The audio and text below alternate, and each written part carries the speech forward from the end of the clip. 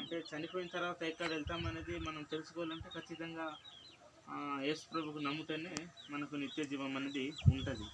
ఎందుకంటే దేవుడు ఈ లోకంలో అందరికీ ప్రేమిస్తున్నాడమ్మ, నీకు మాకు అందరికీ ప్రేమిస్తున్నాడు. కాబట్టి మనము యేసు ప్రభువుకు నమ్మితే మనకు నిత్య జీవం అనుగ్రహిస్తాడు.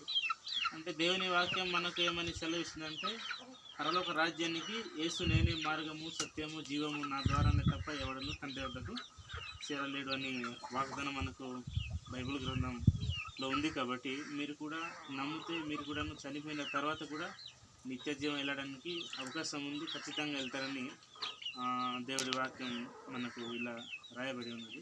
మీరు కూడా వెళ్ళండి, ఎందుకంటే మీ వీధి వాళ్ళు వెళ్తున్నారు కదా చాలామంది. మీ పేరేమో రామలక్ష్మి. అంటే ఈ సమయంలో కొద్దిగా జనాలు ఉండరు కదా. సరే, అక్కడ పాప ఉంది సార్.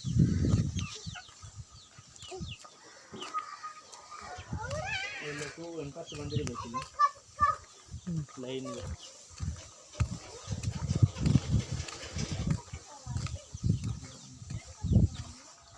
ఏంటమ్మా, ఎలా ఉన్నారు? బాగున్నారా? చర్చికి వెళ్తున్నారా? ఓకే, మంచి పని. అయితే దేవునికి నమ్ముకోవాలి. దేవునికి నమ్ముకుంటే నిత్య జీవం అనేది ఉంటుంది. అదే ఎవరైనా నమ్మలేని వాళ్ళు ఉంటే స్వార్థ ప్రకటించి అలా వెళ్దామని ఇలా వస్తున్నాను.